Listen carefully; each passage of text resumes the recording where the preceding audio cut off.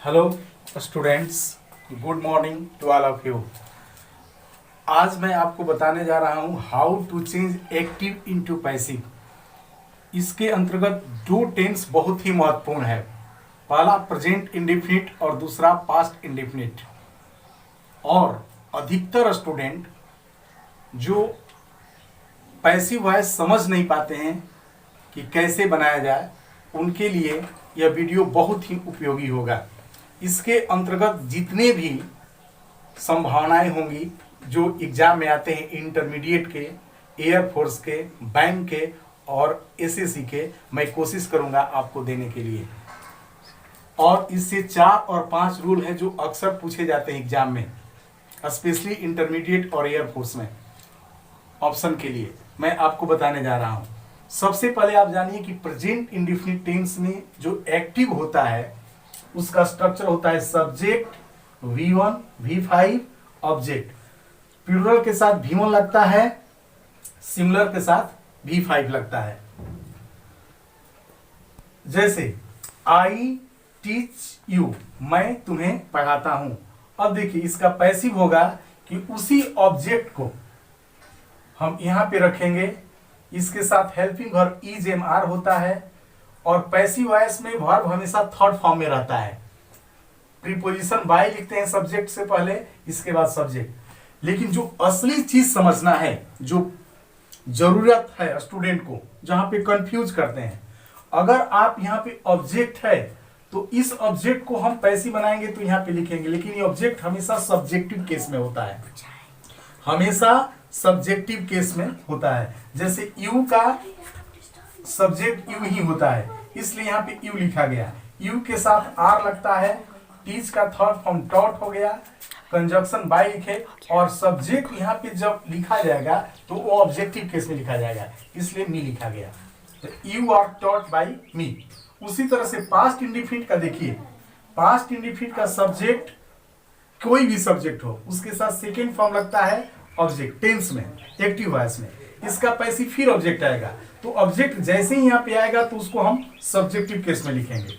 ये हमेशा आपको ध्यान देना है कि जब भी ऑब्जेक्ट यहाँ पे लिखेंगे पैसिव वॉइस तो सब्जेक्टिव केस में, और हिम का सब्जेक्टिव केस ही होता है, जो कि हम पहले वीडियो में आपको बताए हैं। पहले वीडियो में आपको हम बताए हैं, he was invited by him.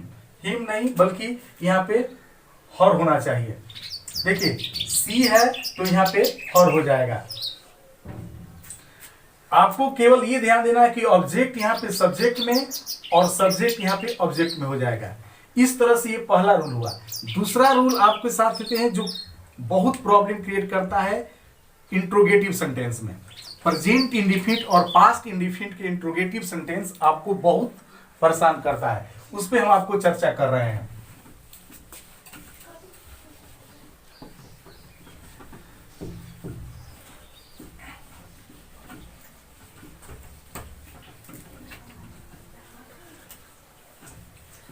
देखिए दूसरा पास्ट इंडेफिनिट और प्रेजेंट इंडेफिनिट में हेल्पिंग वर्ब डज या डू होता है या डिड होता है पास्ट इंडेफिनिट में। प्रेजेंट इंडेफिनिट डज या डू और पास्ट इंडेफिनिट डिड होता है। एक्टिव में, इसके एक्टिव में इसके साथ हम सब्जेक्ट लिखेंगे और सब्जेक्ट के साथ V1। अगर डू डज होता है तो एक्टिव में V1 लिखते हैं प्लस ऑब्जेक्ट, क्वेश्चन मार्क। जैसे मान लीजिए किसी ने लिखा कि डज ही कॉल देम। अब इसको हमको पैसिव बनाना है, तो क्या करेंगे कि अगर यहां पे डू डज रहेगा तो पैसिव में, प्रेजेंट इंडेफिनिट के पैसिव में क्या करते हैं कि प्रेजेंट इंडेफिनिट के पैसिव में इज एम आर का हम यूज करते हैं शुरू में ही। पास्ट इंडेफिनिट हो तो वाज और वर का यूज किया जाता है। अब ये आपके ऊपर निर्भर करता है कि यहाँ पे ऑब्जेक्ट क्या है। इसके बाद हम ऑब्जेक्ट लिखते हैं, ऑब्जेक्ट के बाद थर्ड फॉर्म लिखते हैं। Passive voice means third form. Passive voice means third form, ये याद रखना है। प्रीपोजिशन बाय लिखते हैं सब्जेक्ट से पहले, सब्जेक्ट। अब देखिए जैसे ही सेंटेंस को हमको बनाना है passive, does he call them, तो क्या करेंगे, डज को, यानी कि डज है तो डज किया तो हम इज लिखेंगे, एम लिखेंगे, यार लिखेंगे, लेकिन ये निर्भर करता है कि हमारा ऑब्जेक्ट क्या है। तो ऑब्जेक्ट हमारा प्लूरल है, इसलिए हम यहाँ पे क्या लिखेंगे, आर। देम जैसे ही यहाँ पे आएगा तो ऑब्जेक्ट हमारा हो जाएगा सब्जेक्टिव केस में, यानी कि देम का सब्जेक्ट दे होता है, दे लिखे। कॉल का थर्ड फॉर्म कॉल्ड होता है, बाय लिखेंगे, और ही जब ही लिखेंगे सब्जेक्टिव केस में, are they called by him. इसी तरह से मान लीजिए सेंटेंस हो गया कि डिड रोहन स्कूल्ड हर, इसका अगर पैसिव बनाना हो, इस सेंटेंस का पैसिव बनाना हो पास्ट इंडेफिनिट में, क्या करेंगे, डिड है तो तुरंत हमारे माइंड में आना चाहिए कि या तो वाज लिखेंगे नहीं तो वर लिखेंगे यहाँ पे। तो ये डिपेंड करता है कि वाज और इस पे, ये सिंगुलर है इसलिए वाज लिखेंगे। जैसे ही ऑब्जेक्ट यहाँ पे आएगा तो सब्जेक्ट बन जाएगा, यानी कि सी लिखेंगे। स्कूल्ड है तो थर्ड फॉर्म लिखेंगे स्कूल्डेड बाय, और कोई भी नाम है उसका चेंज नहीं होता है, यानी कि नाम सब्जेक्ट भी और ऑब्जेक्ट भी नाम ही रहता है, इसलिए रोहन लिखेंगे। यानी मीन क्वेश्चन का अगर हमको एक्टिव पैसिव बनाना हो तो इस तरह से देखिए, डू डज डिड, ये भी नहीं, लेकिन आपको यहीं पे तीसरा बताते हैं इंट्रोगेटिव वर्ड के साथ अगर होता है तो आप इसको खूब अच्छी तरह से समझ लीजिए।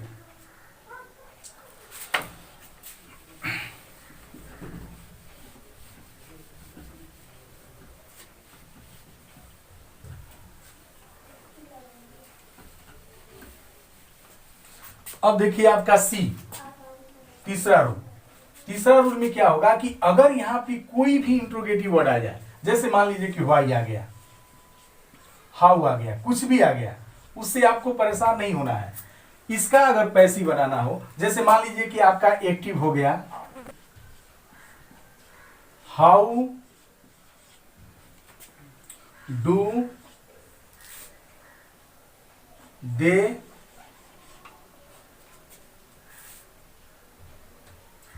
ड्रिंक मिल्क,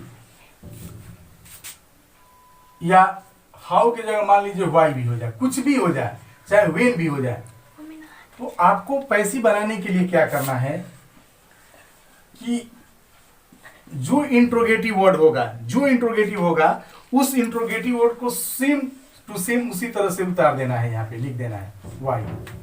अब यहाँ पे डू डज डिड देखना है क्या है, अगर डू डज है तो इज एम आर का यूज करना है, डिड है तो वाज वर का, लेकिन ये निर्भर करता है आपको यहाँ पे ऑब्जेक्ट सिंगुलर है इसलिए इज लिखेंगे, आई मीन वाई उसी तरह से, और डू डज डिड के जगह पे हेल्पिंग वर्ब आप उतार देंगे। और ये जो चीजें हैं इसको सिंपली अब आपको बनाना है, सिंपली जैसे आप अफर्मेटिव सेंटेंस का एक्टिव से पैसिव में चेंज करते हो वैसे। अब यहाँ पे मिल्क लिख दीजिए और यहाँ पे थर्ड फॉर्म लिखिए ड्रिंक का, और यहाँ पे बाय लिख करके देन लिखिए। कितना आसान है, देखिए ये मिल्क आ गया यहाँ पे और सब्जेक्ट यहाँ पे आ गया और ये थर्ड फॉर्म, बहुत इजी। अगर मान लीजिए कैसे हो, when did she do this work, कोई दिक्कत नहीं है, एकदम सिंपल। आप व्हेन है, व्हेन उसी तरह से उतारेंगे। ये डिड है, इसके बाद वाज वर्क लिखेंगे, तो दिस वर्क है सिंगुलर है, वाज लिखेंगे। दिस वर्क को यानी कि सब्जेक्ट को अब यहाँ पे लिखेंगे। ये डू है तो थर्ड फॉर्म डॉन लिखेंगे, बाय लिखेंगे, और सी है तो हर लिखेंगे। ये आपका हो गया।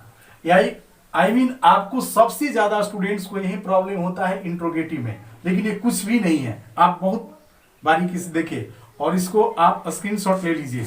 इसके बाद हम तुरंत चौथा रूल बता रहे हैं।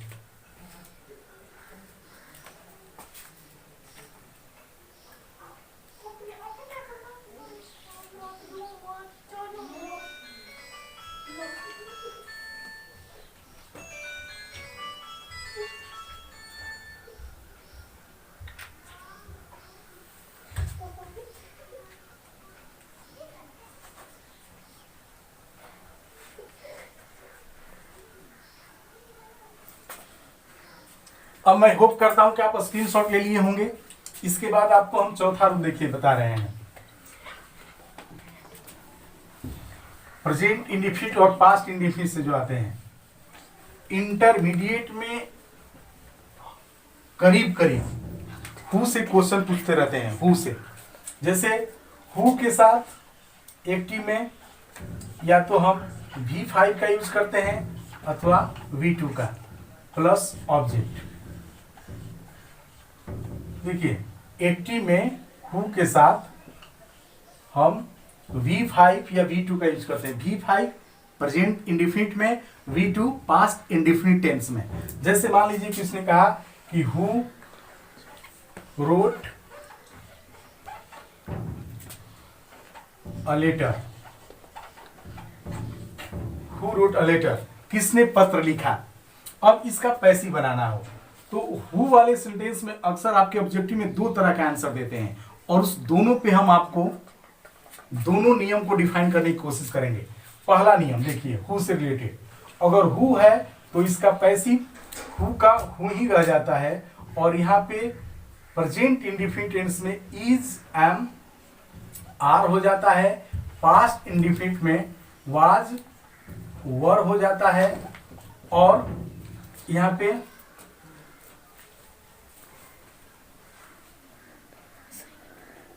ऑब्जेक्ट लिखते हैं और ऑब्जेक्ट के बाद थर्ड फॉर्म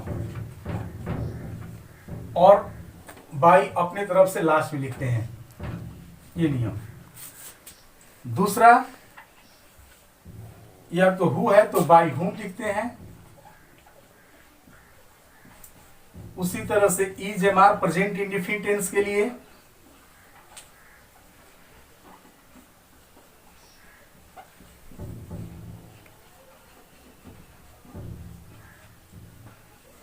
देखिए हु का V5 V2 present indefinite past indefinite, इसका पैसिव दो नियम से बनाते हैं। हु से is, am, are, was, were, object V3 by. Object यहाँ पे हमेशा सब्जेक्टिव केस में होगा। ऑब्जेक्ट हमेशा सब्जेक्टिव केस में होगा, इस बात को जरूर ध्यान दीजिएगा। अब देखिए दोनों तरीका से हम इस सेंटेंस को बना रहे हैं। Passive, who wrote a letter, who past indefinite tense में है इसलिए वाज लिखेंगे। A letter written by. अन्यथा इसी सेंटेंस को हम ऐसे बना सकते हैं, by whom was a letter written. किसने पत्र लिखा, who was a letter written by, और बाई हुम किसके द्वारा, वाज अ लेटर रिटेन किसके द्वारा पत्र लिखा गया। आपके चार ऑप्शन में या तो इसको देता है या तो इसको देता है। इस तरीका को बहुत बेहतरीन ढंग से आप कोशिश करिए समझने का। और इसके बाद हम एक और रूल बताने की कोशिश कर रहे हैं और वो रूल होगा वर्ब के two objects.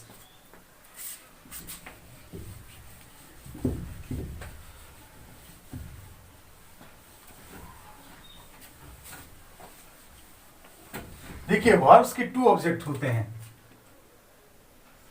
Verbs with two objects.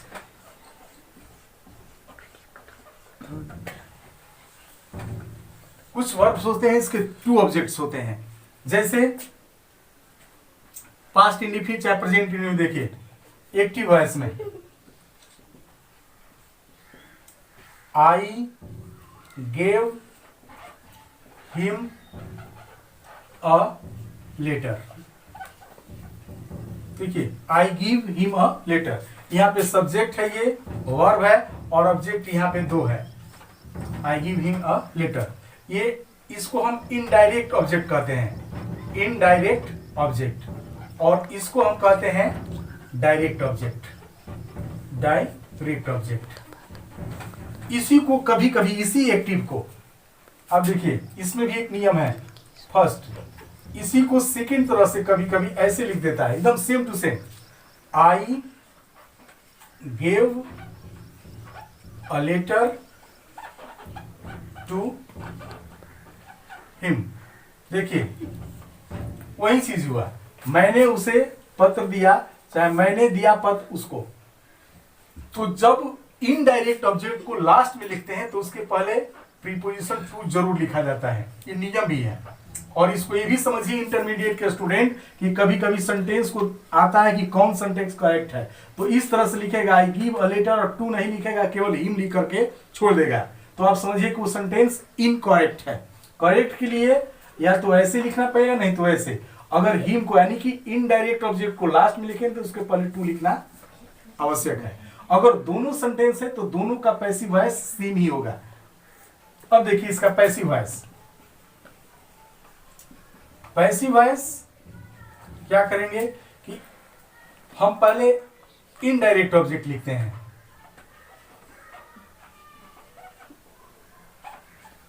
इसके बाद जो टेंस हो, इज एम आर कुछ भी हो, उस टेंस का हेल्पिंग वर्ब, अगर पास्ट इंडिफिनिट तो वाज वर्ब, कंटिन्यूअस हो तो भी is am are being like this,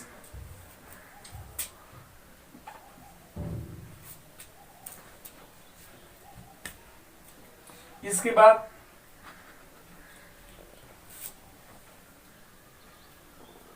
third form, इसके बाद डायरेक्ट ऑब्जेक्ट,